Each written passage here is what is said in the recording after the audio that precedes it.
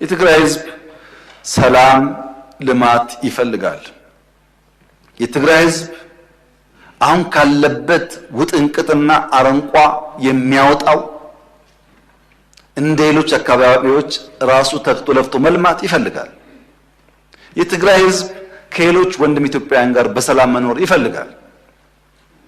ታዲያ ችግሩ ምንድነው ያላችሁ እንደሆነ ይሄ ስልጡን ፖለቲካ የሚያቅ የታገለ ያታገለ ህዝብ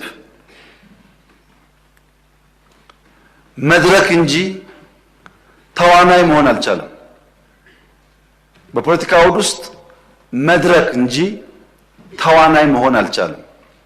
መድረክ ይጫወቱበታል እንጂ አይጫወትም።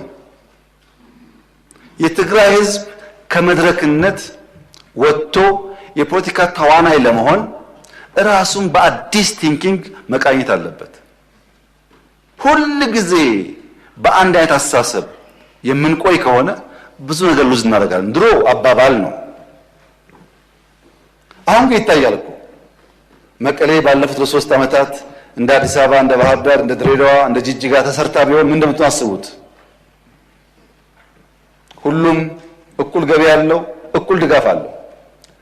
ሐሳብ ከሌለ ግን ጊዜ ካልሰጠን ግን ልማት አይሰራም። እና የትግራይ ህዝብ በቀጣይነት የፖለቲካ መድረክ ሳይሆን ተዋናይ እንዲሆን መደገፍ ያለበት ይመስለኛል። በትግራይ ውስጥ ከአንድ በላይ የፖለቲካ ፓርቲዎች አሉ። 5፣ 6፣ 10 ፓርቲዎች አሉ። ችግር የሆነው አብዛኛዎቹ የትግራይ ፖለቲካ ፓርቲዎች ያሉበትን ደረጃ ማሻሻል አልቻሉም። የትግራይ የፖለቲካ ኃይሎች የአጃቢ ተዋንያን ሚና እንጂ የመሪ ተዋንያን ሚና መጫወት አልቻሉም። አንድ ቲያትር የሚሰራ ሰው ሁል ጊዜ አጃቢ አይሆንም። 5 ዓመት ያጅብና አንድ ቀን መሪ ተዋንያን ይሆናል። መሪ ተዋንያን ወደ መሆን ካላደጉ በቀር አጃቢ ተዋንያን ሆነው ተሰብሰቡና ምርጫ ያስፈልግም ብላችሁ መግለጫ አውጡ፣ ተሰብሰቡና እንደዚህ አድርጉ ከሆነ እዛ አካባቢ ያለው ፖለቲካ እድገት ወደሚፈለገው ደረጃ አይደርስም። ህዝቡ ከመድረክነት ወደ ተዋናይነት፣ የፖለቲካ ፓርቲዎች ከአጃቢ ተዋናይነት ወደ መሪ ተዋናይነት ሲቀየሩ ግን የሰለጠነ ህዝብ ፖለቲካ የሚያቀዝብ ንግግር የሚያቀዝብ ስለሆነ ብዙ ጉዳይ ይቀየራል ብዬ አስባለሁ። እዛ አካባቢ ላለው ኃይል በጣም ቀለል ባለ መንገድ መልሴ አንድ አርሶ አደር በሐምሌ ዶፍ ዝናብ ብቻ ሳይሆን መብረቅ እየጣለ ዝናቡና መብረቁ ከማሳው ያላስቀረውን ገበሬ መስከረም ላይ ወፍ ጮኻለችና ወፍ ስለምትጮህ አልወጣም ወደ ማሳ አይሄድም ብሎ የሚፈራ ገበሬ አይኖርም። ዶፍ ደፍሮ መብረቅ ደፍሮ የወፍ ጮት ሲሆን እንደ ሙዚቃ ያየው ይሆናል እንጂ የወፍ ጮትን ፈርቶ ከማሳው አይከለከልም አይቀርም። የዚህ መንግስት ታሪክ ይኸው ነው።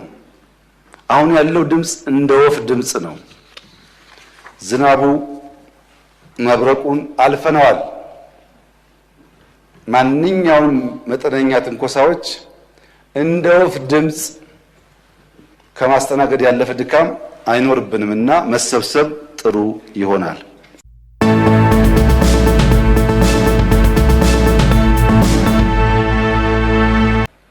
ኢትዮጵያ ውስጥ ኢንዱስትሪ እንደዚህ ያለ ነገር አያውቅም። ከሶላር ብቻ ነው ያልኩት ነው። ይሄ የሚያሳየው ኢንዱስትሪው መዳከሙን አይደለም። ባለፈው አመትና በዚህ አመት ብቻ እንኳን ብንወስድ ኢንዱስትሪው ኤክስፖርቱ ደብል አድርጓል።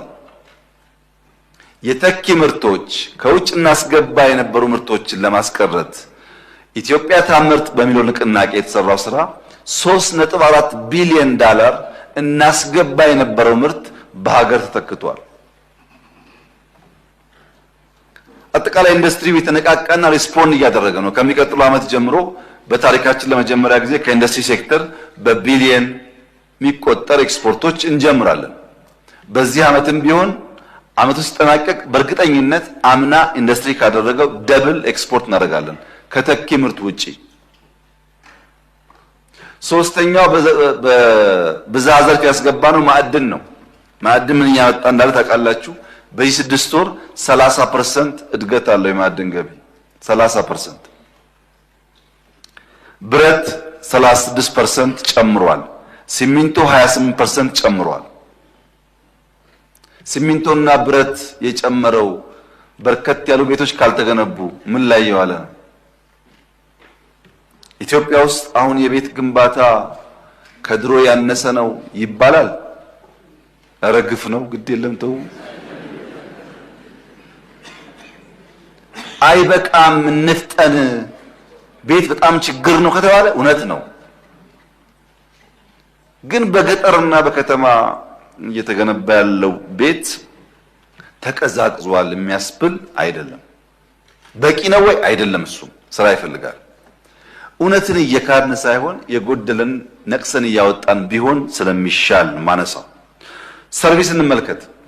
ሌላው ሴክተር በለውጡ ጊዜ የኢትዮጵያ አየር መንገድ 7 ነጥብ ምናምን ማክሲመም 8 ሚሊዮን ሰው በአመት ያጓጉዝ ነበር። ማክሲመም ነው 8 ሚሊዮን። ባለፉት 6 ወራት 10.7 ሚሊዮን ሰው አጓጉዟል። 6 ወር 10.7 አመት 8 ሚሊዮን የሚታይ ቁጥር ነው። በዚህ አመት ቢያንስ 22 ሚሊዮን እንደርሳለን። 22 ሚሊዮን ከደረስን ስንጀምር ከነበረው ኦልሞስት 3 እጥፍ ገደማ ባይደርስም ከ2 እጥፍ በላይ ማለት ነው። የአየር ቁጥሩ ኤርፖርት ቁጥሩ እንደተጠበቀ ሆኖ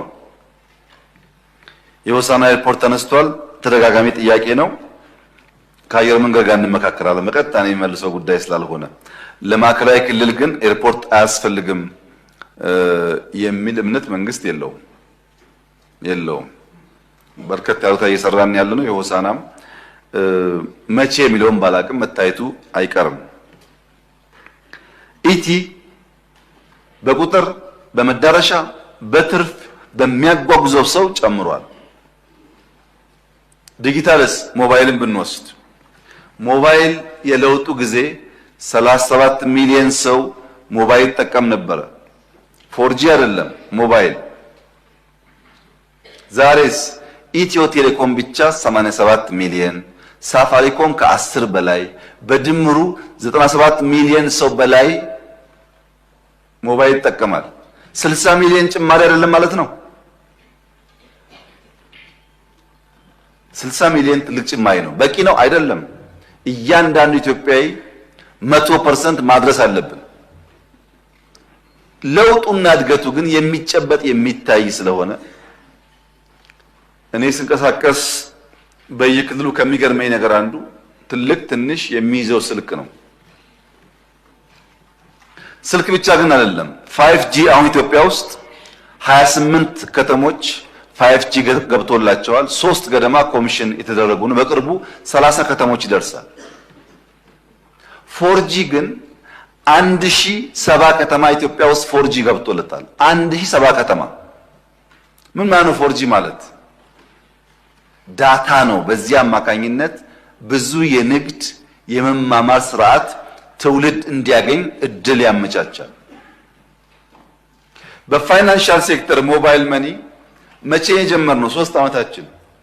ዛሬ 58 ሚሊዮን ኢትዮጵያውያን በሞባይል መኒ ይጠቀማሉ። በ3 ዓመት ውስጥ የፋይናንሻል ትራንዛክሽን ከ3 ዓመት በፊት ከሞላ ጎደል በካሽ ነበረ። ከሞላ ጎደል ሞባይል መኒ ከጀመርን በኋላ ባለፉት 3 ዓመታት በተሰራው ስራ አሁን የቨርቹዋል ትራንዛክሽን ከካሽ በልጧል። በ3 ዓመት ውስጥ ኢትዮጵያ ከካሽ ወደ ሞባይል ዋሌት እያደገች ያለችበት ሂደት ሊፕፍሮግ ነው፣ ዝላይ ነው። ይሄ የፖሊሲ ውጤት ነው። ዲጂታል ፔመንት ባለፉት 6 ወራት 60% ጨምሯል። 60% ከአምናው እንኳን ቁጠባ 15% ጨምሯል።